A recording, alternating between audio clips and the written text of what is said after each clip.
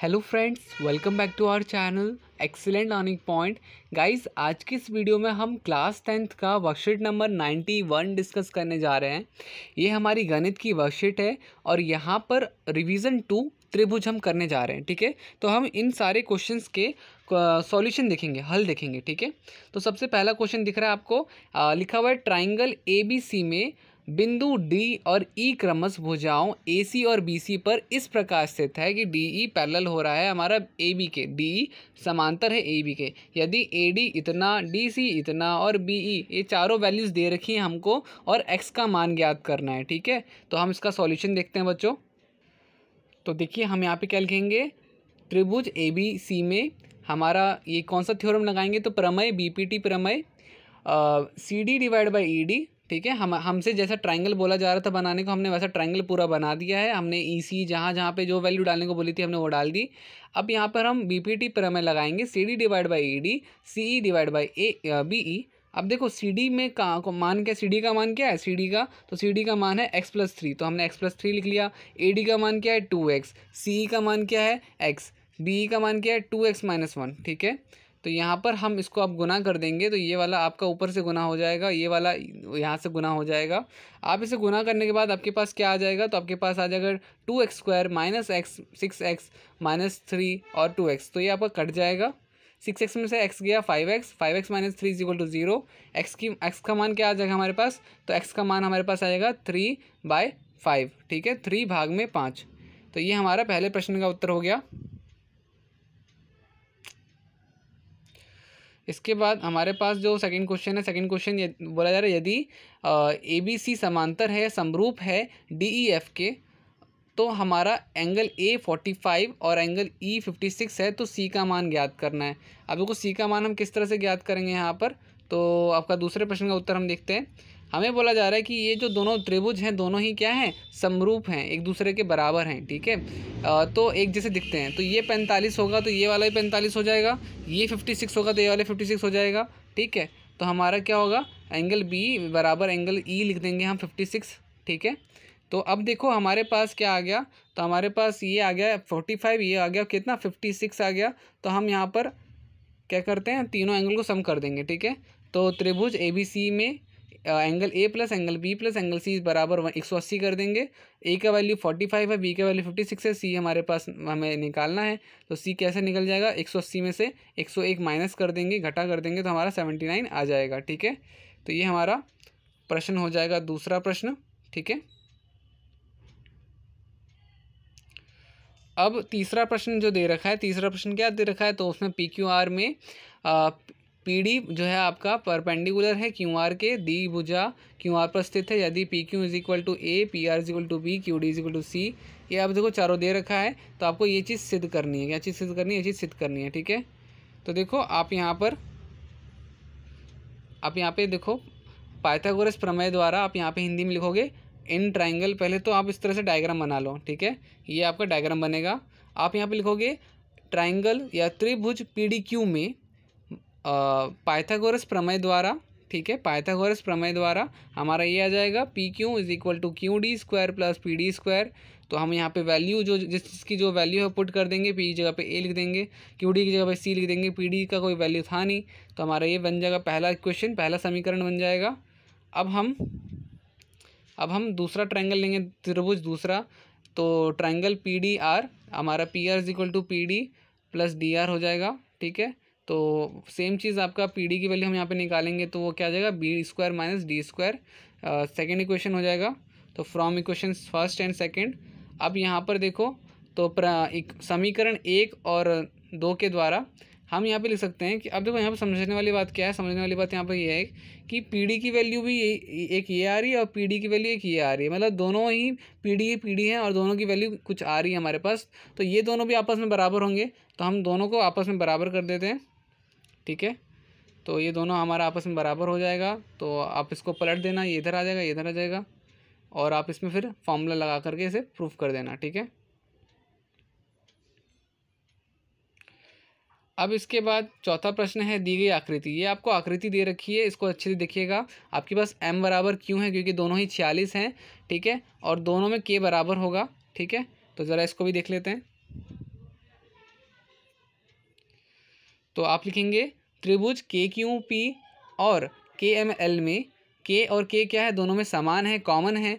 Q बराबर M दिया गया है, तो हम लिख सकते हैं कि ये जो आपका ट्राइंगल KQP है वो समरूप है KML के, ठीक है, एंगल द्वारा, ठीक है, प्रमेय एंगल द्वारा। तो हम यहाँ पे ऐसे लिख सकते हैं KQ डिवाइड बाई KM और QP डिवाइड बाई ML लिख सकते हैं हम यहाँ पर, ठीक है। तो हम यहाँ पे बस वैल्यू पुट करेंगे। KQ की वैल्यू क्या है, K की वैल्यू C है और KM की वैल्यू B प्लस C हो जाएगी, QP की वैल्यू X है और AL हो जाएगी। तो इस तरह से हमने X का मान याद कर लेंगे, X बराबर AC divide by B plus C, ठीक है। पांचवा प्रश्न देख लेते हैं। पांचवा प्रश्न क्या है, न्यूनतम कोण इतने में PS ये है तो फिर सिद्ध करना है, हमें ये चीज़ सिद्ध करनी है, ठीक है। आपको ये बता दूं कि ये क्यों होगा, ठीक है, ये गलत है, ये क्वेश्चन पूरा सही नहीं है, ये क्वेश्चन सही चीज़ यहाँ पे नहीं दे रखी है। तो मैंने आपको यहाँ पे सही करके बता रखा है। हमें प्रूफ क्या करना है, तो हमें प्रूफ ये करना है बच्चों, ये चीज़ प्रूफ करनी है, ठीक है, ये चीज़ प्रूफ करनी है। तो देखो यहाँ पर सेम चीज़ मैं क्या करूँगा, यहाँ पर मैं आपका ये वाला ट्रायंगल लूँगा।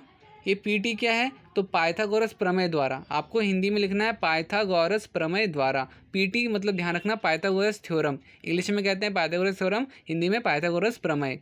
तो आपको पहले इससे पाइथागोरस प्रमेय निकालना है, ठीक है। PQ की वैल्यू आप निकालोगे, QS² प्लस PS² आ जाएगा। फिर इस ट्रायंगल में भी आप पाइथागोरस प्रमेय से वैल्यू निकालोगे, तो उसमें PR की वैल्यू निकालोगे। तो PR, अब यहाँ पे देखो SR है ना, तो SR को हम क्या लिख सकते हैं, SR को हम लिख सकते हैं QR में से QS माइनस, ठीक है। तो हम वही लिखेंगे यहाँ पर। इसको आप फॉर्मूला खोल देना, तो खोल दोगे तो आपके पास QR² PUS² minus 2 QS plus PS² आ जाएगा।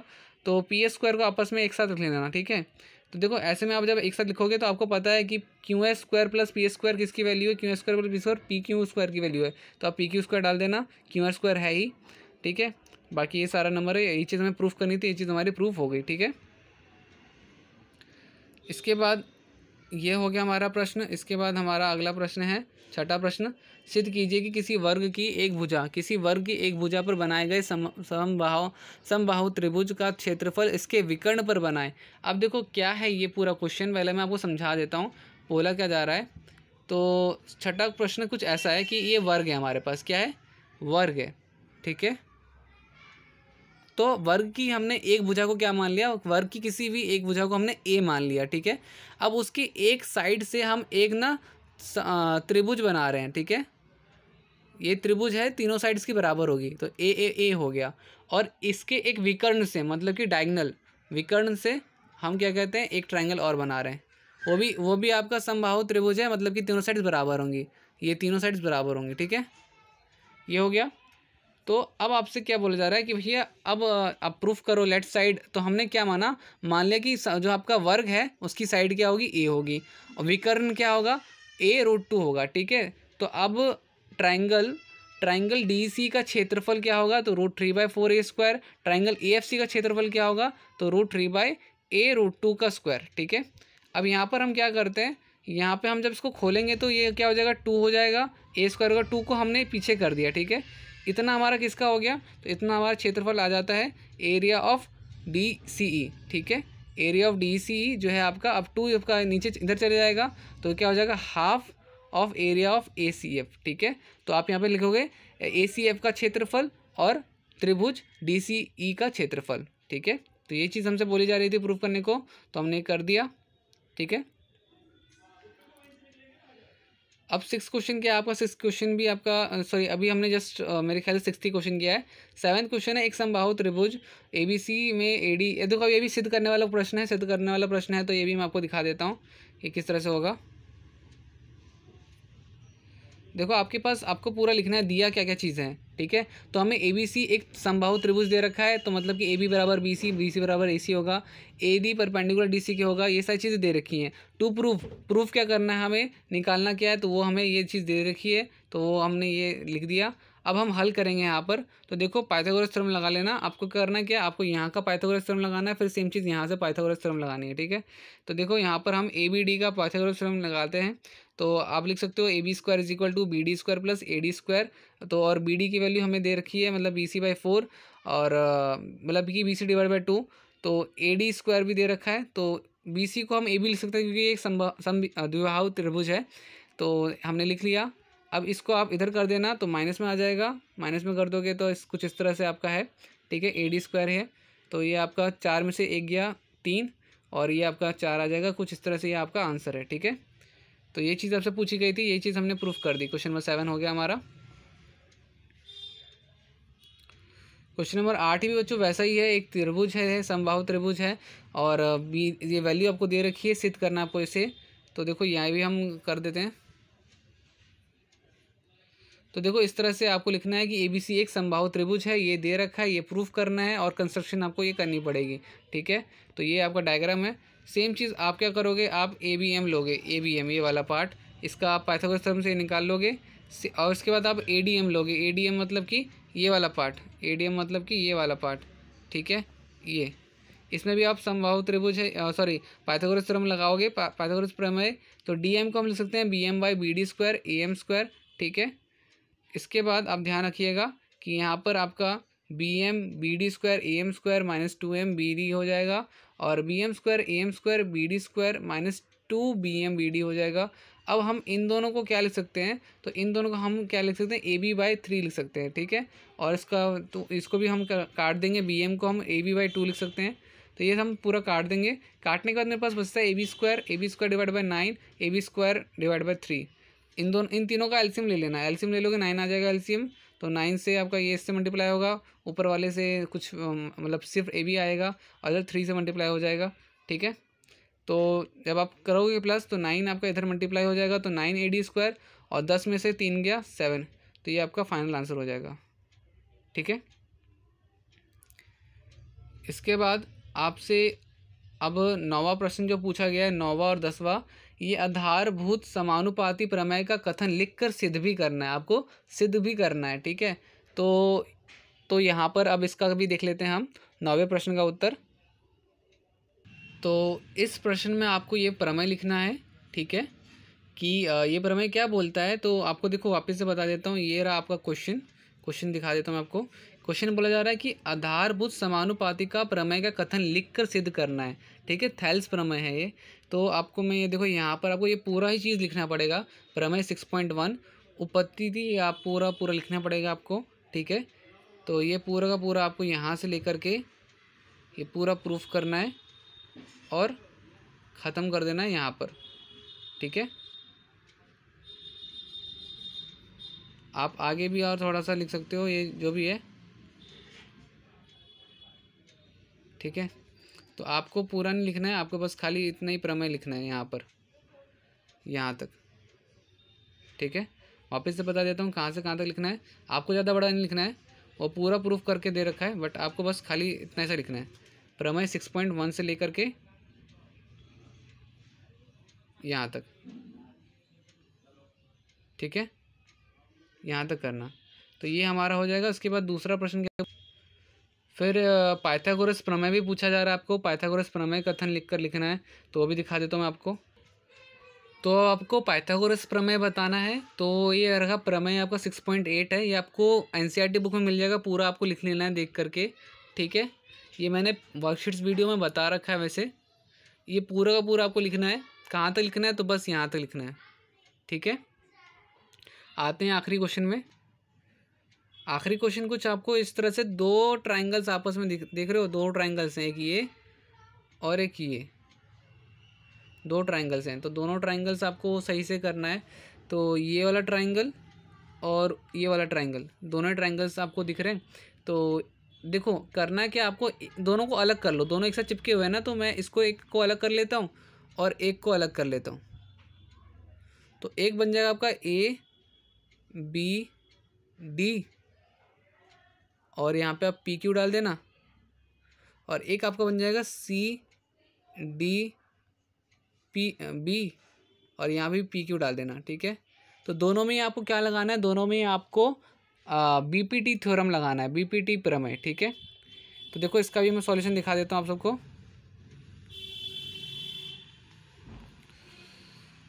ये सॉल्यूशन आपका ये रहा, ठीक है।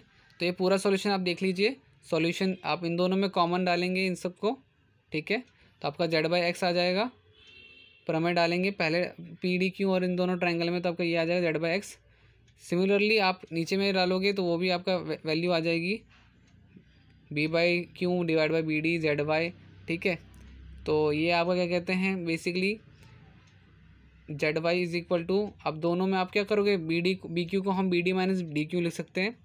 तो यहाँ पर आप क्या करोगे, तो इन दोनों को खोल देना, bd के लिए अलग से और इसके लिए अलग से, ठीक है। तो ये से तो ये कट जाएगा पूरा, आपके पास 1 बचेगा और dq डिवाइड बाई bd बचेगा, ये bp नहीं bd है, ठीक है। तो अब देखो आप क्या करोगे, इसकी वैल्यू क्या है, z/x है, ठीक है। तो z/x को आप क्या करोगे, 1 के इस तरफ ले आना, ठीक है, 1 के इस तरफ, तो प्लस में हो जाएगा, दोनों में से z कॉमन ले लो, 1/x 1/y आपके पास रहेगा, z इस तरफ आ जाएगा, और यही चीज़ हमें प्रूफ करनी थी, ठीक है। तो इस तरह से ये पूरा का पूरा सॉल्यूशन होगा 11वें का, तो ये पूरा का पूरा सॉल्यूशन हो गया, ठीक है।